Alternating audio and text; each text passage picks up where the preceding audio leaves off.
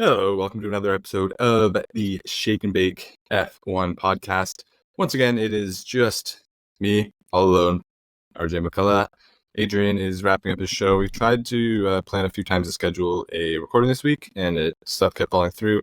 So, without further ado, you just got me once again. I believe Adrian should be back next week. I think his show wraps this weekend, so hopefully we'll be back to normal next weekend. A couple of things to mention off the top, and then I get to get into the Chinese GPs. Should be a pretty quick episode this week.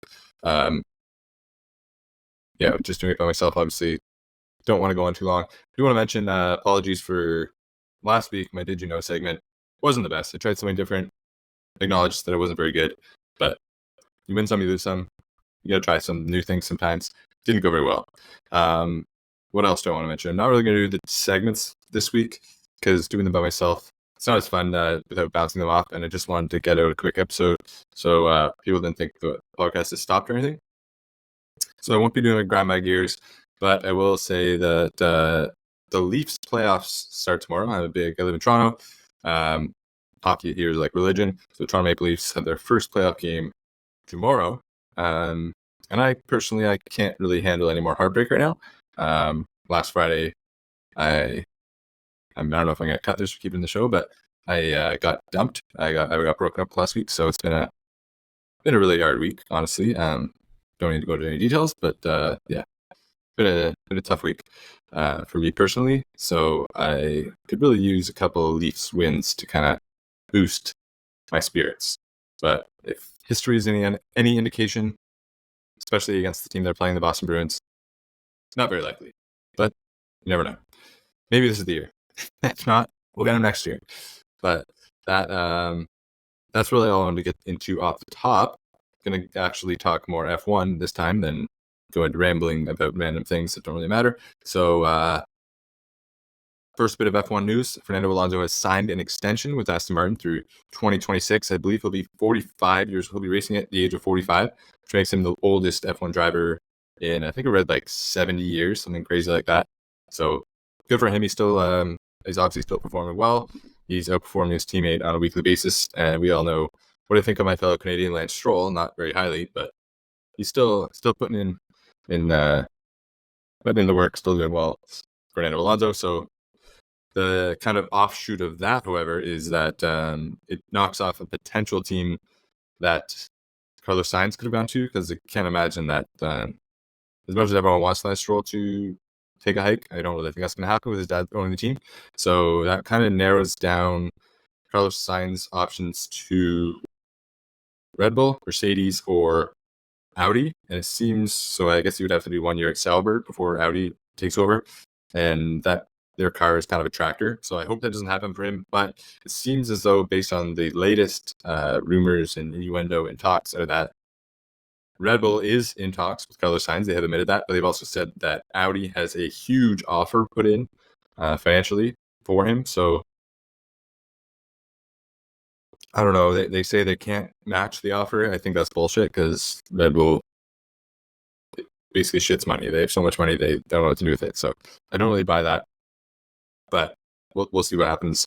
But it does kind of seem like it's down to those two. I don't know. Maybe Mercedes will make a last-ditch point. It's down to Audi, which again would be 1 more year with Sauber before that kicks in, or Red Bull. It would be really cool to see him go Red Bull, but then he would instantly become he'd become the enemy. But yeah, we'll cross that bridge when we get there. For now, he's performing really well, so we'll see if that keeps going. What else we got? The 2025 F1 calendar has been revealed. A couple of takeaways. The opening race is coming back to Australia. We had the 2 opening races this year, Bahrain and Jeddah. They were during Ramadan and therefore had to be on Saturday. So it makes sense. They're going to go back to Australia.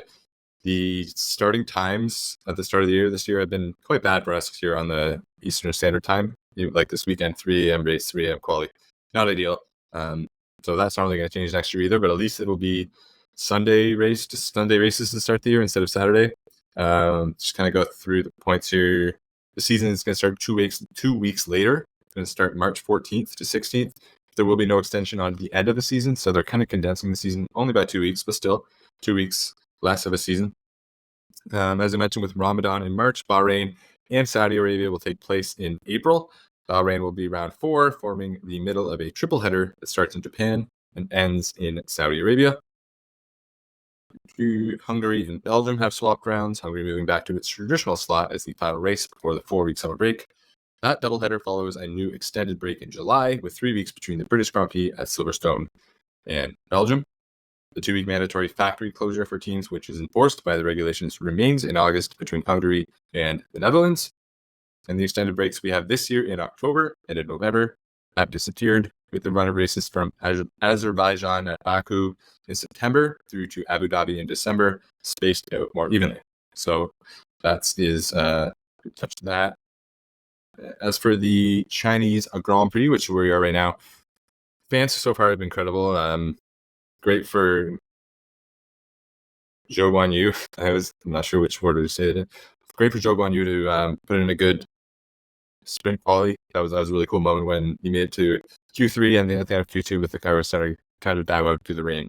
The crowd was just going nuts. So it's good to see a good crowd turnout. One of the only tracks that, because I play the F1 video game quite a bit, so I pretty much know all the tracks turn by turn off by heart. For whatever reason, I think just because it hasn't been on the calendar much lately, I don't really know this track. So it's been interesting for me to watch and kind of not exactly know where all the turns and everything are. But it seems like it's a difficult track. They had that one really long straight where I guess most of the overtakes will be, but the tarmac, whatever you'd call it, it isn't exactly the best. I don't know. Like we've seen guys slide off. A lot of that was due to the rain or the new paint that they put down. We'll see if they can kind of get the track like worked in and built up over the course of the weekend. But so far we've had the sprint qualifying, and it was actually very entertaining. I think I would agree with what they said at the end of the broadcast, that I would take that any day over practice 2, so I know a lot of people don't really love the sprints, but this seems like they kind of have the format down better with doing the sprint qualifying and then the sprint, and then being able to change up your car if you want to for actual qualifying and then the race. So we had Lando Norris barely taking pole. It was a bit weird. They deleted his lap, and so it looked like Lewis Hamilton was actually going to get pole. So I was excited about that. But then they reinstated his lap, and he got pole. So they're starting Lando Norris, Lewis Hamilton, Fernando Alonso. Pretty cool top 3. Max Verstappen, Carlos Sainz, Sergio Perez, Charles Leclerc, Oscar Piastri, Valtteri Bottas, and Zhou Guanyu to round out top 10. Expecting much of the same as we've seen in the past. Expecting Max Verstappen to win the sprint, probably get pole, and probably win the race. But other than that, it seems pretty wide open. We couldn't tell too much with the wet weather, and we had a couple breaks for fire in the grass, which is also weird. But it seems as though it should be a pretty straightforward. At least it seems like Red Bull's pace is still far superior to anyone else. I am hoping Ferrari can make a little bit better gains, but I don't know. It hasn't seemed that way thus far. But the weather, as I said, the weather has been a bit of an issue, but it seems like the worst of the weather is behind us. There is a 10% chance for rain in the sprint race, but then 0% chance for rain in the actual qualifying and the actual race. So it seems like the worst of the weather is behind us, and we should get pretty clean racing.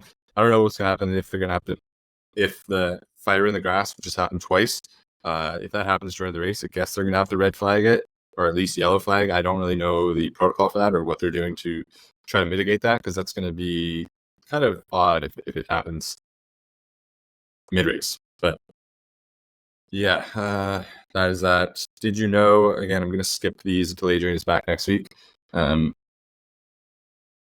Just not as entertaining or fun for me to do, and probably for you to listen to, and it's just me kind of rambling and going on. And as I said, has been a bit of a, well, it's been a pretty tough week for me. So just didn't really want to do that, if I'm being quite honest with you. So we'll get back to that stuff next week. Just wanted to get out a quick episode. I am going to make a bet, get back on the bets for this weekend. Haven't got one from Adrian, so that's okay. I'll just do it myself, and he'll jump back on that with me next week. But my bet for this week is Yuki Tsunoda to get a top 10 finish. Yuki Tsunoda, top 10 finish at 1.9 to 1 odds. So basically, doubling your money if you bet $50, you win 100. Well, you wouldn't win 100, but you know what I mean? Almost time for it's 1.9, not 2. But yeah, that's that. So I'm going to risk not a lot because I don't really have too strong of a feeling about it, but I'm currently at 107.05 after starting at $100 for the year, just barely over 500, barely making money, but I'm going to risk 17.05 at 1.9. And as again, Adrian is at 93.20, but he is not betting.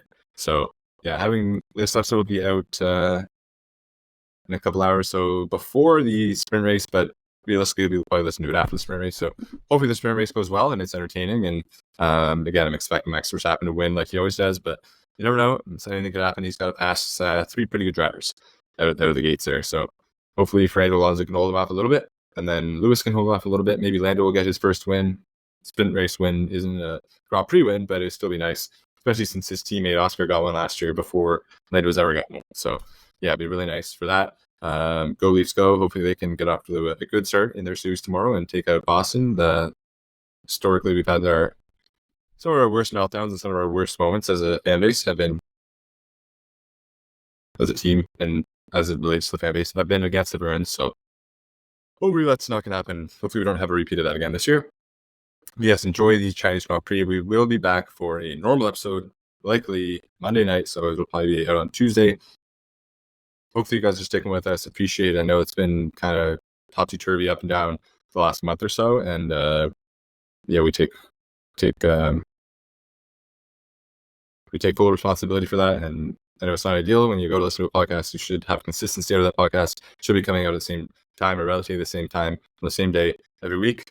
And then if that doesn't happen, then you kind of start searching for other things. So we've seen our numbers drop, and that's totally fair. That's what's bound to happen. But for those that have stuck with us, we really appreciate it. And we will be back next week. Enjoy the Chinese Grand Prix. And as always, if you're not first,